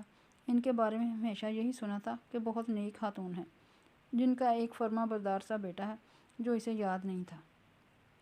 وہی بیٹا اس وقت ماں کے لیے فرنٹ سیٹ کا دروازہ کھولے کھڑا تھا۔ اس کی کشمالہ کی طرف پشت اس نے گردن مزید اونچی کر کے دیکھنا چاہا۔ وہ دروازہ بند کر کے کار کی دوسری جانب گیا، سینے پہ ہاتھ رکھ کے ماموں کو ایک دفعہ پھر خدا حافظ کہا اور ڈرائیونگ ڈور کھولا۔ اب اس کا چہرہ مالا کے سامنے آیا۔ وہ کافی دراز قد تھا، بال سلیقے سے سیٹ تھے، جینز پہ سفید ڈریس شرٹ پہن رکھی تھی جس کے آستین کف سے فولڈ کیے ہوئے تھے۔ سانولی رنگت اور پرکشش نفوس، ایسے کہ نگاہ نہیں ٹھہرتی تھی۔ وہ تھوڑی دیر کے لیے اپنے سارے مسئلے بھول کے اس کو دیکھے گئی۔ ٹال، ڈارک اینڈ ہینڈسم، اس کے ذہن میں یہی الفاظ آئے تھے۔ تو یہ تھا زیاد سلطان، انٹرسٹنگ۔ دروازہ کھولتے ہوئے زیاد کی نظر اوپر اٹھی، جیسے اسے احساس ہو گیا تھا کہ کوئی اسے دیکھ رہا ہے۔ وہ جو ایک ہاتھ ریلنگ پہ جمائے دوسرے سے براؤنی کھا رہی تھی، گڑبڑا کر جلدی سے پیچھے ہوئی۔ دل زور سے دھڑکا۔ اف، کتنا برا لگا ہوگا۔ ٹیرس اندھیرے میں ڈوبا ہوا تھا، زیاد کو نظر نہیں آیا ہوگا۔ ہاں ٹھیک ہے، اس نے خود کو تسلی دی۔ گاڑی کے ٹائر باہر نکلنے کی آواز آئی تو وہ سیدھی ہوئی، پھر ٹیرس کی بتی جلائی اور اندر آ گئی۔ آپ آج جلدی میں چلی گئیں اس لیے پوچھ نہیں سکا۔ اندر آ کے موبائل اٹھایا تو کیف کا میسج سامنے تھا۔ صبح کتنے بجے کام پہ آؤں؟ ذرا دیر کے لیے وہ اپنا غم بھولی تھی۔ ایک دم سے سب تازہ ہو گیا۔ اس نے 9 بجے لکھ کے بھیج دیا۔ اسے صبح ایک دفعہ پھر روشن جانا تھا۔ وہ صوفے پہ آلتی مالتی کیے بیٹھی اور لیپ ٹاپ گود میں رکھ لیا۔ اسے وہ کانٹریکٹ پڑھنا تھا جو ظہیر نے اس کے ساتھ کیا تھا۔ اسے یاد تھا کہ وہ بنا 3 ماہ کے نوٹس کے اسے جاب سے نہیں نکال سکتا تھا، اور اگر وہ نکالتا تھا تو اسے کتنا مداوع بھرنا پڑتا۔ وہ ظہیر سے لڑائی نہیں کرے گی، نہ وہ اس پہ چیخے چلائے گی یا اس کو الزام دے گی، یہ اس کی فطرت میں نہیں تھا، لیکن وہ اس سے اپنا حق ضرور لے گی۔ اگلی صبح گزشتہ روز جیسی روشن اور خوبصورت اتری تھی۔ لیکن کشمالہ مبین کے لیے سارا شہر بے رونق اور اداس ہو گیا تھا۔ وہ کاغذوں کا پلندہ لیے صبح صبح ظہیر کے آفس میں گئی اور دروازہ بند کر دیا۔ اسٹاف اور ویٹرز آس پاس ستونوں اور دیواروں کے پیچھے کھڑے ہو کے سننے لگے۔ سارا ماحول سہما ہوا اور اداس تھا۔ کیف اس کے انتظار میں بار کاؤنٹر کے ساتھ اونچے اسٹول پہ بیٹھا تھا، کاؤنٹر ٹاپ پہ رکھے کافی مگ میں چمچ چلاتے ہوئے اطراف کا جائزہ لے رہا تھا۔ جب سیڑھیوں پہ آہٹ ہوئی، اس نے نظریں اٹھا کے دیکھا، وہ زینیں اتر رہی تھیں۔ اس نے آج سیاہ لمبی قمیض کے ساتھ سفید دوپٹہ کندھے پہ ڈالا ہوا تھا، بالوں کا جوڑا بندھا تھا اور ایک لٹ دائیں گال کو چھو رہی تھی۔ آج اس نے ٹاپس نہیں پہنے تھے، پیروں میں سفید ہیلز تھیں اور پیشانی پہ ابھی تک بال تھے۔ چہرہ تمتمایا ہوا تھا، ہاتھ میں ایک باکس تھا جس میں اس کی چیزیں تھیں۔ سب سے اوپر کیکٹس کا ننھا سا گملہ تھا۔ وہ اٹھ کھڑا ہوا اور اس کے ہاتھ سے باکس لے لیا۔ تھینکس۔ اس نے ایک سرسری نظر کیف پہ ڈالی۔ اس کے نئے جوکرز آج بھی اجڑے سفید تھے، البتہ حلیہ وہی تھا، بڑی شیو، ماتھے پہ آئے نو عمر لڑکوں جیسے بالدار بال، ٹی شرٹ پہ کالر والی شرٹ جس کے بٹن سامنے سے کھلے تھے، چہرے پہ مسکراہٹ اور ہاتھ پیچھے کو بندھے ہوئے۔ یس باس۔ مجھے مال تک جانا ہے، تم ڈرائیو کرو گے؟ کار ریموٹ اس کی طرف بڑھایا اور خود آگے بڑھ گئی۔ کیف باکس اٹھائے اس سے 2 قدم پیچھے تھا۔ یکدم کشمالہ کو احساس ہوا کہ وہ رک گیا ہے۔ اس نے پلٹ کے دیکھا۔ وہ ریسٹورنٹ کے ہال کے مرکزی دیوار کے سامنے رکا ہوا تھا، گردن اونچی اٹھائے وہ دیوار کو دیکھ رہا تھا۔ وہ دیوار بذات خود ایک پینٹنگ تھی۔ وہاں ایک منظر بنا تھا، ساحل کی ریت، پیچھے نظر آتا نیلا سمندر جس کی سطح پہ دھوپ چمک رہی تھی، ایک جھولا جو ریت پہ ستونوں سے نصب کیا گیا تھا، جھولے پہ ایک کتاب درمیان سے کھول کے الٹی رکھی تھی۔ منظر اتنا خوبصورتی سے پینٹ کیا گیا تھا کہ حقیقت کا گمان ہوتا تھا۔ دیوار کے آگے فرش پہ اصل ریت اور سیپیاں بکھری تھیں۔ وہ صرف پینٹنگ نہیں تھی، 3D پینٹنگ تھی۔ کیف کی نظریں دیوار کے نچلے کونے تک گئیں۔ وہاں مالا کے نام سے دستخط تھے، ساتھ 5 برس قبل کی تاریخ درج تھی۔ اس نے گردن موڑ کے ستائشی نظروں سے مالا کو دیکھا جو اس کی منتظر کھڑی تھی۔ یہ آپ نے پینٹ کیا ہے؟ ہاں، چلیں۔ وہ بنا کسی تاثر کے بولی اور دروازے کی طرف اشارہ کیا۔ وہ گہری سانس لے کے اس کے ساتھ ہو لیا۔ آپ الویژن آرٹسٹ بھی ہیں؟ مجھے اندازہ نہیں تھا، وہ اس کے پیچھے چلتے ہوئے کہہ رہا تھا۔ پرانی بات ہے۔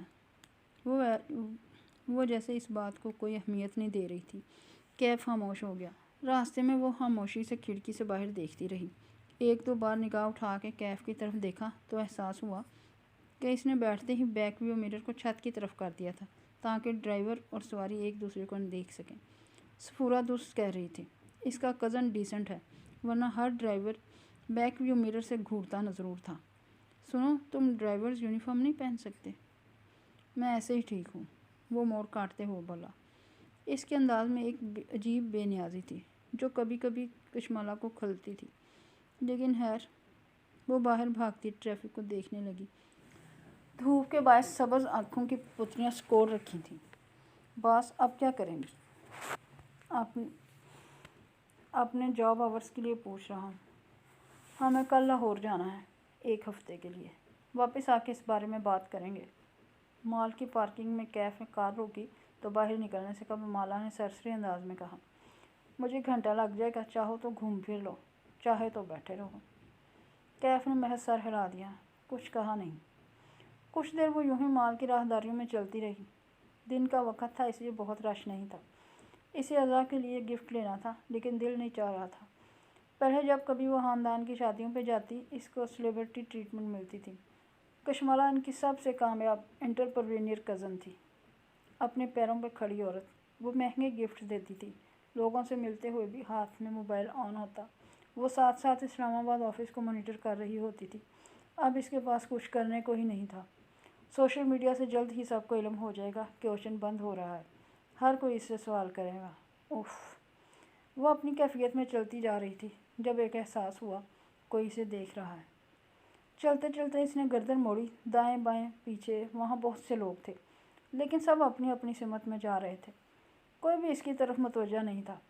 اس نے جھرجھری لے کر جھٹکا، اسے وہم ہوا تھا ایک ڈیزائنر برانڈ سے اس نے ایک کامدار جوڑا لیا، ازا کے ٹیسٹ کے مطابق ٹھیک تھا۔ شاپ سے باہر نکلی تو سیدھ میں ایک بک شاپ نظر آئی۔ اس کی گلاس وال کے اس پار کیف کھڑا تھا۔ وہ کاؤنٹر پہ پیمنٹ کر رہا تھا۔ وہ اس کی طرف چلی آئی۔ کیف نے اسے نہیں دیکھا، اس کی کشمالہ کی طرف پشت تھی۔ وہ موبائل کان اور کندھے کے درمیان ٹکائے شاپنگ بیگز کاؤنٹر سے اٹھا رہا تھا۔ دبی آواز میں کچھ کہہ بھی رہا تھا۔ آواز اتنی ہلکی تھی کہ کچھ سنائی نہ دیا، نہ وہ سننے کی خواہش مند تھی۔ کیف اپنی موجودگی کا احساس دلانے کے لیے پکارا۔ وہ ایک دم جھٹکے سے مڑا، موبائل چھوٹ گیا، شاپنگ بیگ بھی نیچے گر گیا۔ وہ ڈر کے ایک قدم پیچھے ہٹی۔ سوری، میں نے تمہیں ڈرا دیا۔ نہیں، میں کسی اور خیال میں تھا۔ کیفی رنگت تبدیل ہوئی، جیسے وہ لمحے بھر کے لیے پریشان ہوا ہو، مگر فوراً ہی سنبھل گیا۔ جلدی سے موبائل اٹھانے کو جھکا جو کشمالہ کے قدموں کے ساتھ گرا تھا۔ اس نے گردن جھکا کے دیکھا، اس پہ کال ملی ہوئی تھی۔ وائٹ ہیئر لکھا ہوا نظر آ رہا تھا۔ کیف نے جلدی سے فون اٹھایا اور کال کاٹ کے اسے جیب میں ڈال دیا۔ میرا ایک انکل ہے، اسی سے بات کر رہا تھا۔ اب وہ پنجوں کے بل بیٹھا شاپنگ بیگ سے نکلا سامان اندر واپس ڈال رہا تھا۔ میں فری ہوں، چلیں؟ اس نے نظر انداز کیا۔ البتہ وہ دیکھ سکتی تھی کہ اس کے ہاتھ میں ایک اسکیچ بک اور چند گریفائٹ پینسلز تھیں، جنہیں وہ جلدی سمیٹ رہا تھا۔ پھر وہ کھڑا ہوا، نظر کشمالہ کے ہاتھوں پہ گئی، فوراً ہاتھ بڑھایا۔ یہ مجھے پکڑا دیں۔ نو پرابلم، میں اٹھا سکتی ہوں۔ وہ آگے جانے لگی، لیکن کیف سامنے آیا اور ادھر لائیں کہتے ہوئے نرمی سے اس سے شاپنگ بیگ لے لیا۔ وہ بنا کچھ کہے آگے بڑھ گئی، لیکن اسے اچھا لگا تھا۔ اس نوجوان میں بہت مینرز تھے۔ بس یونیفارم والی بات پہ میں ایسے ہی ٹھیک والا ایٹیٹیوڈ نہ ہوتا تو وہ بہترین ملازم تھا۔ کشمالہ کے تجربے کے مطابق ایٹیٹیوڈ والا ملازم زیادہ دیر تک ملازم نہیں رہ سکتا تھا۔ دیکھتے ہیں یہ کتنا عرصہ ٹکتا ہے۔ کافی لیں گی؟ لفٹ کی طرف جاتے ہوئے کیف نے پوچھ لیا۔ وہ اس سے 2 قدم پیچھے چل رہا تھا۔ ہاں، میرے لیے ایک اسپریسو ڈبل شاٹ، رائٹ؟ وہ پرس سے کارڈ نکالتے ہوئے چونکی، ابرو تعجب سے اکٹھی ہوئیں۔ تمہیں کیسے معلوم میں کیسی کافی پیتی ہوں؟ آپ کی اسسٹنٹ سائیکا سے پوچھا تھا۔ وہ مسکرایا، گال کا گھڑا گہرا ہوا۔ نہیں، میں تمہیں اپنا اسسٹنٹ نہیں رکھنے گی، حالانکہ آپ کو ایک نئے اسسٹنٹ کی ضرورت ہے۔ اس کے ہاتھ سے کارڈ اچکتے ہوئے مسکرا کے بولا، سائیکا کو اوشن جیسی تنخواہ دینا آپ افورڈ نہیں کر سکتی۔ جلد یا بدیر آپ کو کوئی نیا کام شروع کرنا ہوگا۔ اس وقت کم تنخواہ پہ اگر کوئی دستیاب ہے تو وہ میں ہوں۔ کافی لاؤ، شاباش۔ ابرو سے اشارہ کیا۔ وہ مسکراتا ہوا آگے بڑھ گیا۔ کیف نے اسے گھر ڈراپ کیا تو وہ اسے صبح جلد آنے کا ہدایت دیتے ہوئے کار سے نکلی۔ پھر شاپنگ بیگز لیے سیڑھیوں کی طرف بڑھ گئی۔ وہ وہیں گیٹ کے اندر کھڑا موبائل پہ اپنے لیے رائڈ بک کروانے لگا۔ اس وقت گھر پہ کوئی نہیں ہوتا تھا۔ ممانی ورکنگ وومن تھی، بچے اسکول کالج والے تھے۔ وہ بیگز لیے سیڑھیاں چڑھنے لگی۔ اوپر ٹیرس تک آئی تو رک گئی۔ بیگز وہیں فرش پہ رکھ دیے، گردن موڑ کے پیچھے دیکھا۔ وہ موبائل کان سے لگائے ادھر ادھر ٹہل رہا تھا۔ اسی پل چہرہ اٹھا کے اوپر دیکھا۔ کشمالہ کے چہرے کی پریشانی بھانپ کے وہ الرٹ سا ہوا، موبائل نیچے کیا اور سوالیہ انداز میں ابرو اٹھائے۔ ادھر آؤ۔ اس نے 2 انگلیوں سے اوپر آنے کا اشارہ کیا۔ وہ تیزی سے اندر آیا، سیڑھیاں 2 کر کے پھلانگی، انداز چوکنا تھا۔ ٹیرس کے دہانے پہ آ کے وہ رک گیا، نظریں فرش سے ہوتی ہوئی داخلی دروازے تک اٹھی۔ تم نے پوچھا تھا نا میرے پیچھے گارڈ جاب کیوں چھوڑ جاتے ہیں؟ یہ ہے اس کی وجہ۔ کشمالہ نے فرش کی طرف اشارہ کیا۔ سیڑھیوں کے اختتام پہ خون پڑا تھا، بہت سا خون، جیسے کسی نے پیالہ بھر کے انڈیل دیا ہو۔ خون کے چھینٹے دیوار پر بھی آئے ہوئے تھے اور وہ ابھی تک گیلا تھا۔ کیا یہ پہلے بھی کبھی ہوا ہے؟ وہ احتیاط سے پیر بچاتے ہوئے اوپر آیا، پھر ایک جگہ اکٹھے ہوئے گیلے خون کے ساتھ پنجوں کے بل بیٹھا، گردن جھکا کے غور سے اسے دیکھا۔ ایک گارڈ نے اسی وجہ سے جاب چھوڑی تھی اور دوسرے نے اس لیے کہ کسی نے پتھر مار کے میری کار کا شیشہ توڑ دیا تھا، اور تیسرا، وہ گردن جھکائے خون کا معائنہ کر رہا تھا۔ اس کو میں نے خود نکالا تھا، اسموکنگ کرتا تھا۔ اس نے بے چینی سے خون آلود فرش کو دیکھا۔ عجیب وحشت ہو رہی تھی وہ سب دیکھ کے۔ پھر اس نے دیکھا پنجوں کے بل زمین پہ بیٹھا کیف خون کی طرف انگلی بڑھا رہا ہے۔ ہاتھ مت لگاؤ اسے، پتہ نہیں کس کا خون ہے۔ کیف نے آنکھیں اٹھا کے اسے دیکھا۔ بولا کچھ نہیں۔ واپس سر جھکایا اور 2 انگلیاں خون میں ڈبوئیں۔ پھر سرخ پوروں کو چہرے کے قریب آ کے سونگھا۔ اس کے بعد اسے انگوٹھے اور انگلیوں کے درمیان مسلا، جیسے کپڑا مسل کے چیک کرتے ہیں۔ یہ خالص خون نہیں ہے، اسے پتلا کیا گیا ہے۔ وہ چونک گئی۔ پتلا؟ کیوں؟ تاکہ یہ جلدی خشک نہ ہو اور آپ کے پیروں کے ساتھ لگ جائے۔ اصل خون جلد گاڑھا ہو کے جم جاتا ہے۔ کشمالہ نے سر جھکا کے اپنی سفید ہیلز دیکھیں، وہ صاف تھیں۔ کیف اب کھڑے ہوتے ہوئے ٹشو سے ہاتھ صاف کر رہا تھا۔ کوئی آپ کو ڈرانے کی کوشش کر رہا ہے۔ اس نے تھک کے گہری سانس لی۔ اگر تم جاب چھوڑنا چاہتے ہو تو بھی اسے بتا دو۔ مجھے کل لاہور جانا ہے، میں ڈرائیور کا بندوبست کر رکھوں۔ میں کیوں جاب چھوڑوں گا؟ ٹشو سے انگلیاں رگڑتے ہوئے وہ حیرت سے بولا۔ اس حرکت سے ڈر کے؟ لوگ خون دیکھ کے ڈر جاتے ہیں۔ میں ایسے انسان سے کیوں ڈروں گا جو بزدلوں کی طرح چھپ کے کسی عورت کے گھر میں خون پھینکتا ہے؟ وہ اس کے سامنے آ کھڑا ہوا۔ مروڑا ہوا خون آلود ٹشو اس کے ہاتھ میں تھا۔ میں نے آپ سے وعدہ کیا تھا آپ کی حفاظت کا۔ آج میں آپ سے ایک اور وعدہ کرتا ہوں کہ میں اس شخص کو ڈھونڈ کے آپ کے پاس ضرور لاؤں گا۔ وہ سنجیدگی سے کہہ رہا تھا۔ کچھ تھا اس کے انداز میں، یقین دلانے والا، بے خوف کر دینے والا۔ اس کے تنے اعصاب ڈھیلے پڑنے لگے۔ اس نے ممنوعیت سے کیف کو دیکھا، بولی کچھ نہیں۔ وہ اب سوچتی نظروں سے اطراف میں دیکھ رہا تھا۔ کوئی سی سی ٹی وی نہیں ہے۔ بتایا نا، یہ لوگ لگوانے نہیں دیتے۔ گھر کے باہر لگا ہوا ہے ایک سی سی ٹی وی، اس میں کبھی کوئی نظر نہیں آیا۔ چوکیدار بھی موجود ہے، وہ کسی کو یوں داخل نہیں ہونے دیتا۔ ضروری نہیں ہے کوئی باہر سے آیا ہو۔ وہ ٹیرس کی ریلنگ کے ساتھ چلتے ہوئے نیچے دیکھ رہا تھا۔ گھر کے کسی ملازم کو پیسے دے کر بھی یہ کام کروایا جا سکتا ہے۔ ناممکن۔ ماموں کے ملازم بہت پرانے ہیں، ہم سب ہر موقع پہ ان کی مدد کرتے ہیں۔ وہ ایسے کیوں کریں گے؟ آپ ان کو پیسے سے خوش رکھتی ہیں، وہی پیسہ کوئی زیادہ دے تو وہ اس کے کام کرتے ہیں۔ پیسہ ہر وقت ہر ایک کی ضرورت ہوتا ہے باس، آپ اس سے کسی کو بھی خرید سکتے ہیں۔ دیر سے جھک کے کچھ دیکھ رہا تھا۔ تمہیں بھی؟ کیف ٹھٹک کے رکا، پھر آہستہ سے اس کی طرف پلٹا۔ وہ سینے پہ بازو لپیٹے سنجیدگی سے اسے دیکھ رہی تھی۔ وہ ہوتا ہے نا موویز میں، باڈی گارڈ کو سب سے پہلے خریدا جاتا ہے۔ اگر میرا اسٹاکر تمہیں خریدنا چاہے تو کیا کرو گے؟ لمحے بھر کو ٹیرس پہ سناٹا چھا گیا۔ آپ کسی سے پوچھیں کہ وہ بک سکتا ہے تو وہ کہے گا نہیں۔ میں بھی یہی کہوں گا۔ وقت کے ساتھ آپ کو خود اندازہ ہو جائے گا۔ وہ ہلکا سا مسکرا دی۔ میں مذاق کر رہی تھی۔ تم جاؤ، تمہاری رائڈ آ گئی ہے۔ نیچے اوبر بائک پہنچ چکا تھا۔ کیف نے بائکر کو اشارہ کیا، پھر واپس اس کی طرف پلٹا۔ آپ پریشان تو نہیں ہیں؟ یعنی اس خون سے؟ نہیں۔ اس نے نفی میں سر ہلا کے کندھے اچکائے۔ اب مجھے عادت ہو گئی ہے، اور تم نے کہا نا وہ مجھے مارنا نہیں چاہتا۔ لیکن جب وہ چلا گیا تو مالا کو احساس ہوا کہ خون دیکھ کے اسے ایک دفعہ پھر سے وحشت ہو شروع ہو گئی تھی۔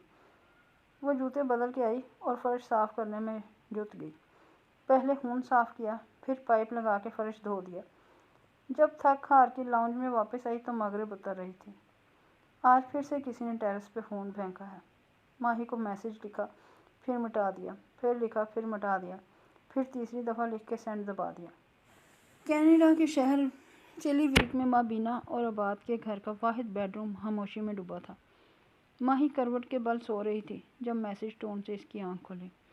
وہ ایک دم اٹھ بیٹھی۔ بدقت پلٹ کے دیکھا، عباد گہری نیند سو رہا تھا۔ ماہی نے چھوٹے بال کانوں کے پیچھے اڑسے اور فون اٹھا کے کھولا۔ چہرہ موبائل کی نیلی روشنی سے روشن ہو گیا۔ میسج پڑھ کے اس کی آنکھوں میں فکر مندی اتر آئی، انگلیاں ٹائپ کرنے لگیں۔ اٹس ہم لکھ کے بھیج دیا۔ پھر دبے قدموں وہ لحاف تلے سے نکلی۔ اس نے آدھی آستین کا گاؤن پہن رکھا تھا، بال کھلے تھے۔ وہ ننگے پیر لکڑی کے فرش پہ چلتی دروازے تک آئی۔ ذرا سے چلنے پہ بھی آہٹ سنائی دیتی تھی۔ لانگ روم میں ٹی وی کنسول کے نیچے بنے کیبنٹ کو وہ چند لمحے دیکھتی رہی، کھولے یا نہ کھولے۔ پھر اس نے کونے والی کیبنٹ کھولی، جھک کے اندر سے ایک اسکیچ بک نکالی اور سیدھی ہوئی۔ اسکیچ بک کے درمیان میں کہیں گریفائٹ پینسل رکھی تھی۔ ماہی نے پینسل والے صفحے کو کھولا۔ وہاں ایک تصویر بنی تھی۔ چند لمحے اس تصویر کو دیکھتی رہی۔ مالا کے ساتھ جو کچھ ہو رہا تھا اس کا ذمہ دار یہ چہرہ تھا، اس کی آنکھیں، اس کی فاتحانہ مسکراہٹ۔ وہ اس چہرے کو بنا پلک جھپکے دیکھ رہی تھی۔ عجیب بے بسی اور نفرت کا احساس ہو رہا تھا۔